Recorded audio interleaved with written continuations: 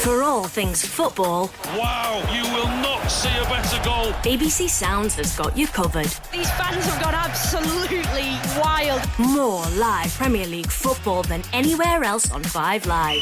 And there is the whistle, and a brand new season begins. And the Football Daily podcast. Everything football, every day. For all the Premier League action and reaction, listen on BBC Sounds. BBC Sounds. Music, radio, podcasts.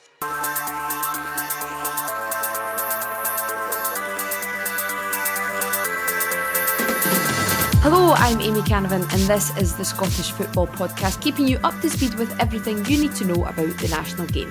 It's Tuesday the 27th of August and here's what's coming up. Back it goes to McGregor, punches a shot and goal! Callum McGregor! 2.5 minutes in, he's found his shooting boots this season! There will be no Callum McGregor, but what can we expect from Steve Clarke's Scotland squad to face Poland and Portugal? Also, O'Reilly picks his spot and scores a wonderful goal! Outstanding from Matt O'Reilly! Matt O'Reilly's gone, but what else could happen between now and the end of the transfer window? And we have the first managerial casualty of the season. It's my understanding that Raith Rovers have parted company this morning with Ian Murray. What next for Raith Rovers after David Healy knocks back the manager's job at Starks Park? The Scottish Football Podcast from BBC Sports Scotland. Plenty on the go today. Running through it all with me this morning is former Kilmarnock and Rangers goalkeeper Cammy Bell and journalist from the Daily Record Daniel Caw. Morning guys, are you both well? Very good, thanks. It's a pleasure to be here. Morning Amy, yeah, all good, thanks. Cammy, you never said it was a pleasure. No, it's early in the morning, Amy, remember that. Fair. Lots to discuss with a very buoyant Cammy and Daniel, but before all of that, let's batter through the Scottish football headlines. Lazio's Danish winger Gustav Isaksson could be Celtic bound, with the Parkhead club reported to be in talks over a loan deal. Rangers' Enes Hadji has turned down a move to Rapid Bucharest in his homeland of Romania, despite being frozen out at Ibrox. QPR have made a year-long loan offer to Stuttgart for Scotland under-21 right-back Max Johnston. And St Mirren boss Stephen Robinson is keen to bring former Motherwell striker Kevin Van Veen to Paisley from FC Groningen.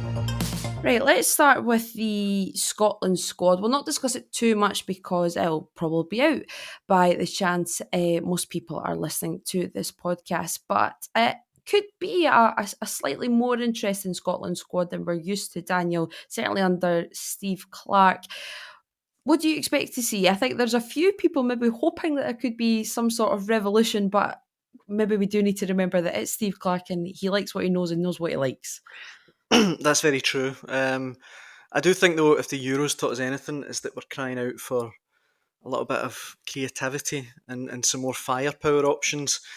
I saw reports a couple of weeks ago that Ryan Gold might be called up. I would love to see Ryan Gold in the Scotland squad. The fact he's got 0 caps at the age of 28 is unfathomable to me. The other guy, and I'd be keen to get Cammy's take on this, that I'd love to see in, would be Simon Murray. I know he's 32. I know it might feel like the ship sailed a little bit. 23 goals last season. He's got 6 and 7 this season. I know he might not be Steve Clarke's cup of tea, but what else does he need to do to get a look in? I would definitely, for these Nation League games, give him a go. Cammy Bell, Stephen Murray, Simon Murray. Yeah, no, listen, I'm a massive fan of Simon. Obviously played with Simon at Dundee United. Great character, first and foremost, to have around the squad. And yeah, listen, I think he absolutely deserves an opportunity. I know, as Daniel says, he's a little bit older, but what he does bring is real energy. He's a quality striker, finishes really, really well. And I think it'd be an interesting one. It'd be interesting to see if Steve Clarke would give him the opportunity, because I think if he did get the opportunity, he would relish it and he would take his chance like he has done at every club since he's came back to Scotland, since his sort of South African trip. He's been brilliant since he came back. So, no, it's a really interesting one. The other interesting one for me, obviously being an ex-goalkeeper, is kind of looking at the goalkeeping situation. It's very, very strange at the moment for Scotland where all their goalkeepers are at. Sander Clark's had that little niggle injury wise. I'm pretty sure he'll be in the squad. Angus Gunn obviously will be in the squad, but then it's that one between Liam Kelly and Craig Gordon. Now Craig Gordon's played more games this season than Liam Kelly, so where does that sit? I don't know what Steve Clarke sees the future of the goalkeeping situation with Scotland. But I feel as if it will be hard for Liam Kelly, now he's signed for Rangers as a number 2, to retain his place in the squad.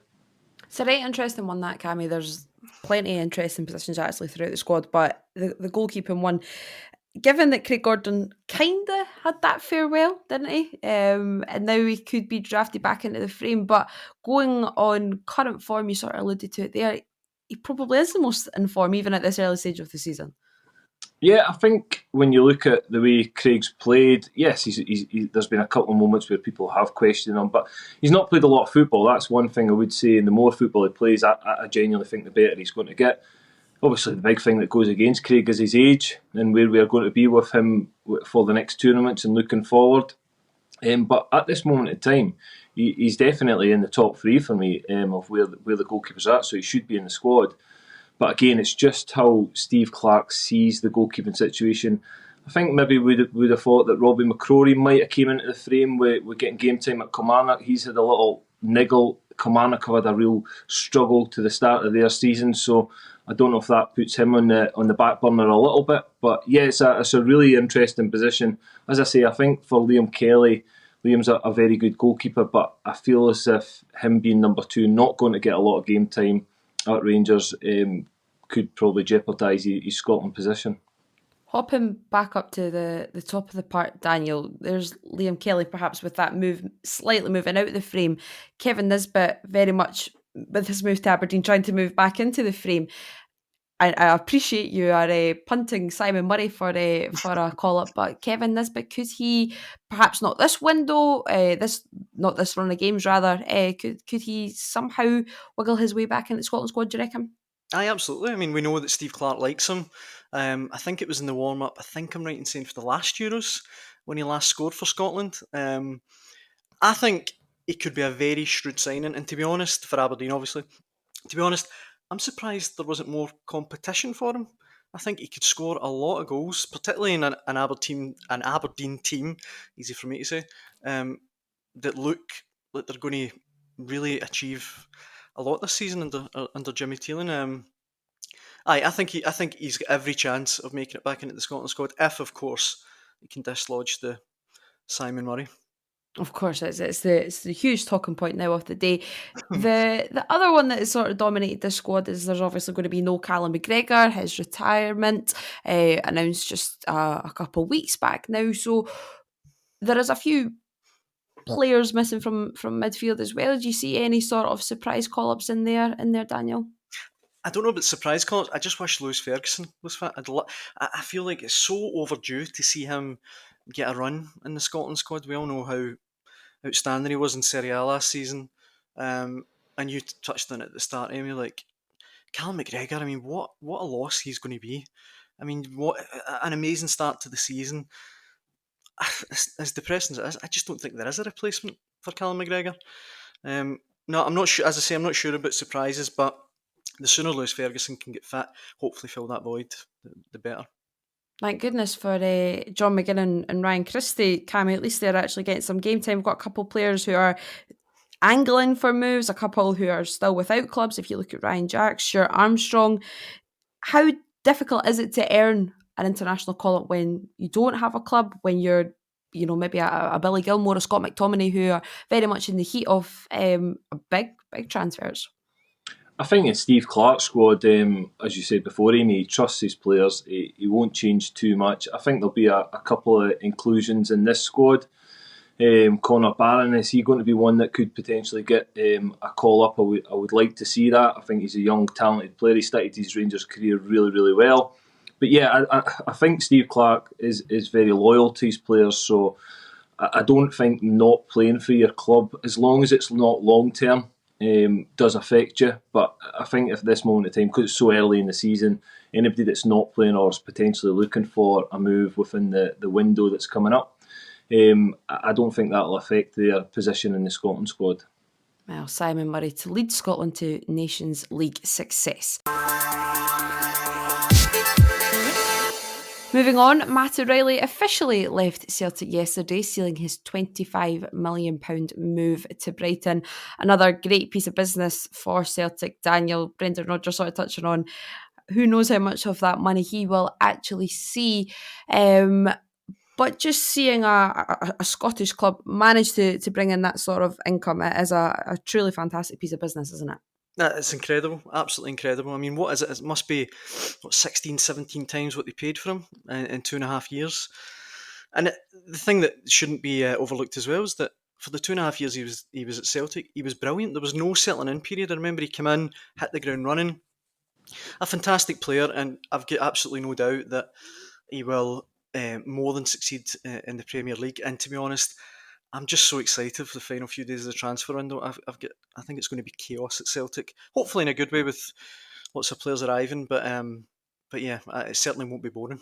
A player who was very much the backup choice. It was all eyes on Riley McGree, and instead Celtic pitched up with this Matt O'Reilly fella. I think he turned out not too bad, but Celtic didn't seem to miss him too much on Sunday, Cammy, against St Mirren, did they? But especially going into this, the Champions League draws coming around as well, just how much of a loss will he be for Celtic?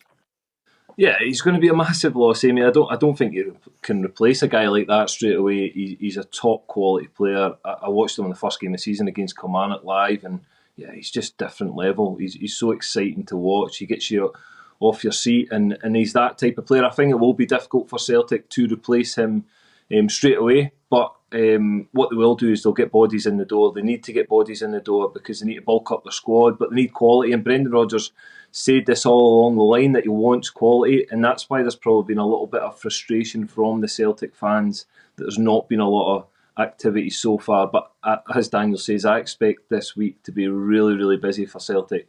Probably expect maybe 3 or 4 bodies to come in the door. Brendan Rodgers certainly says, or certainly hopes that is the case. He says the players that he wants to get in, hopefully will get in. Daniel, plenty of rumours, left backs, midfielders, strikers as well. Where do you think is the key areas and the key individuals, the names that have been linked so far? Is there any that you're particularly thinking is who Celtic should be going for? Well, I mean, the two in midfield that won't go away is Arne Engels and Mateusz Bogisz, and apologies for any Polish listeners if I've absolutely butchered that. The other area, I don't know what you guys think, but the other area that I would definitely be keen to strengthen if I was Brendan Rodgers is centre back. Look, I know Carter Vickers, outstanding player, Liam Scales has done brilliant, but I just wonder for the Champions League in particular. It feels very harsh to say you want to replace Scales. That's not quite what I mean, but I don't know. I just think Brendan Rodgers would want another option in there, so I'd be curious to keep an eye on that. There was the rumours last week, wasn't there, that Gustav Lagerbielke could be moving out on loan as well, Cammy, and heading into any Champions League campaign with really just 2 registered centre-halves. Daniel's spot on. It's certainly a place where there could be a need for strength and depth.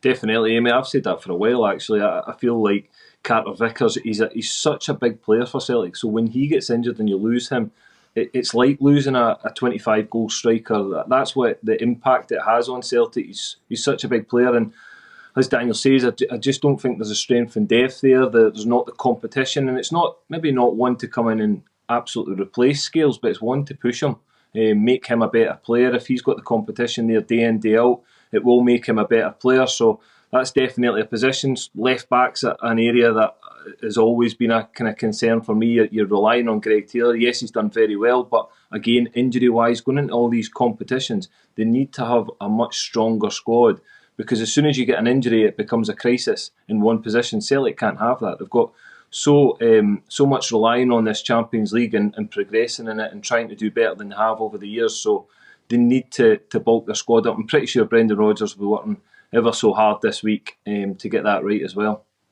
The left back area is a really weird one, I think, for Celtic. I mean, Greg Taylor's done fantastically well. His contract's up at the end of the season, though, and as far as there's no talk of it being renewed. And in fact, when they were in America in the summer, his comments were almost like, "Oh well, I've had a great time. If this is to, I don't know. It just seems very strange to me that Celtic aren't pulling out all the stops to get that done, because it's so hard to replace or to find a first choice left back." It certainly is. Elsewhere, so you expected a busy week for Celtic. Across the roads at Rangers, Philippe Clement has never not expressed his desire to bring players in, but he knows that he's going to have to get a few players off the wage bill as well. Cammy, what sort of activity do you see happening at Ibrox/Hampden? Hopefully players going out, because that's what it's been said, that they need players to leave the club on big wages before they can get a number of players in. I expect there probably to be maybe some loan players come into Rangers. That's where they're at the moment. That's the market they're working in. They don't have a huge amount of resources, but I think it's this one, settling the one with Hadji and Cantwell. I mean, that's two top players for me, two guys that potentially would be in my starting 11 when I look at the Rangers team at this moment in time when they're on top form.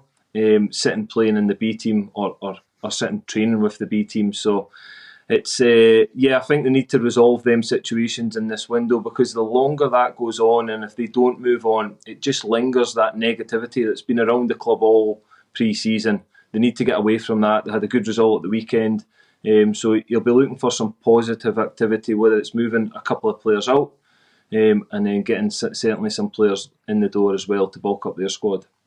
Speaking of positive activity, Daniel, I don't think it's unfair to suggest that few clubs have probably had a better window than Aberdeen. I know we touched on it earlier with Kevin Nisbet, but Jimmy Tilleen's certainly been able to rejuvenate his squad, get players in that he wants. Would you say Aberdeen are up there for some of the best activity this window? Absolutely, and I think, to be honest as well, last season, on paper, I would look at Aberdeen's team. They always had a really strong team. I almost think that the table doesn't lie, but I almost think it was kind of, what's the word? It didn't reflect how good they were, I guess.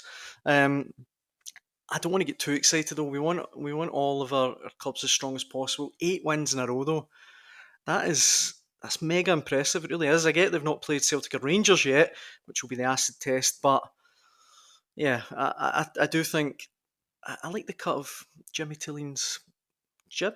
Is that the saying? That's the phrase. That is the phrase. I think a few folks certainly do. Just finally on the transfer window, Cammy, how much did you hate this time of year, this final week? What will be going through players' minds right now? Those who perhaps are angling for one, I've maybe been told you're one of the ones perhaps that we're going to be moving on. What's the feeling in the camp these days?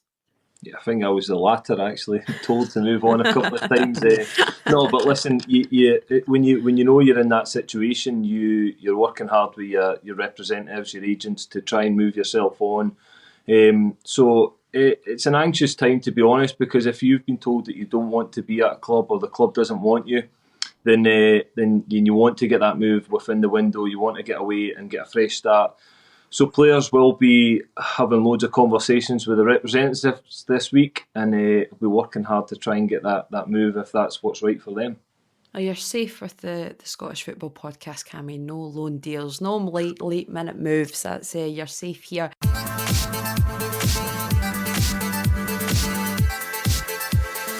Just finally, it's now over 3 weeks since Raith Rovers sacked Ian Murray as manager after just one game of the Scottish Championship season, and they don't appear to be any closer to filling the hot seat after Linfield boss David Healy turned down the chance to take up the reins at Clarke's Park. It's a crazy situation, Cammy. I know we've touched on it already, but it's now lingering on. I remember at the time, Andy Bannerman, CEO, stressed that the next manager was hopefully going to be in by the time of the next game. That obviously did not happen. He also said that his dream candidate was in the job. Who knows if the dream candidate actually was David Healy, but he certainly was in a job. The longer this goes on, the less convincing the decision to sack Ian Murray appears, doesn't it? Yeah, it was never a convincing decision for me anyways. I mean, sacking a manager after one game's incredible. And when they done that, I genuinely thought they had a replacement ready-made for him. And to step in the door probably a couple of days later, I'm pretty sure most people thought that. And now you're 3 weeks down the line, you've got managers rejecting you. It just seems a little bit of a shambles, to be honest. yes, you have discussions with a manager to bring him in. David Healy, they've obviously approached Linfield, agreed. So something's sitting there with David Healy that wasn't sitting right, because he did basically say that he wanted to go, and then all of a sudden at the last minute he's done a massive U-turn. So that's concerning for me as well, and will be concerning for Raith Rovers fans. But yeah, I just feel as if, first and foremost, I don't think they should have sacked Ian Murray. If they were thinking of sacking Ian Murray early in the season, I think you've got to have identified a replacement before you do it, because you're 3 weeks down the line. They had a defeat to Ayr United at the weekend. They've got a tough game against Livingston this weekend, and it's not ideal for the players either, because they don't know who's going to be the manager going forward. So it's been a strange start to the season for Raith Rovers. Cammy's spot on there, Daniel, that it's not only, that David Healy committed a U-turn, then he's also went and really committed himself to Linfield, signing a new deal as well. It's really kind of rubbing salt in the wounds.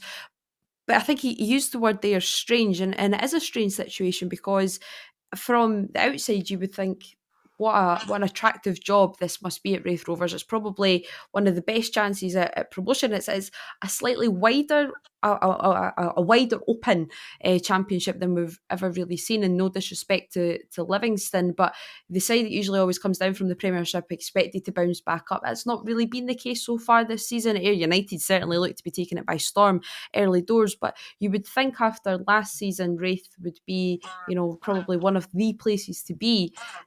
And as Cammy says, you're looking at David Healy obviously committing that U-turn, and you're thinking, right, well, what's going on behind the scenes?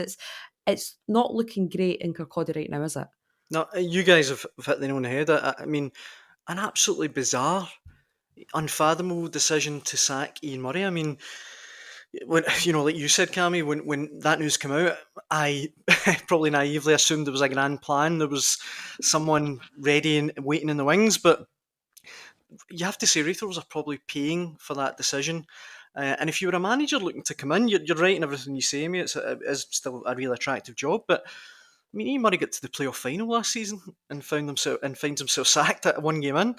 I mean, if you're David Healy and you've got quite a good gig, I imagine, at the minute, why would you trade that in for the uncertainty of Raith Rovers? It's certainly going to be an interesting one to watch continue to unfold over the next few days and potentially weeks. But that's all we've got time for today. My many thanks go to Cammy Bell and Daniel Caw, and thank you for listening. And of course, we'll be here with the Scottish Football Podcast bright and early every day.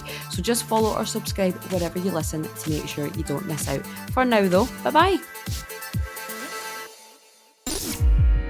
This is the shocking moment English football has been dreading. My name is Moses Swabu, and I used to be a professional footballer. But then I got in deep with organised crime and became a match fixer operating in the English League. A match-fixing investigator has highlighted 2 matches he says appear to have suspicious betting patterns. How honest are you going to be with me? This is 100%. Join me for Sports Strangest Crimes presents Confessions of a Match Fixer. Listen on BBC Sounds.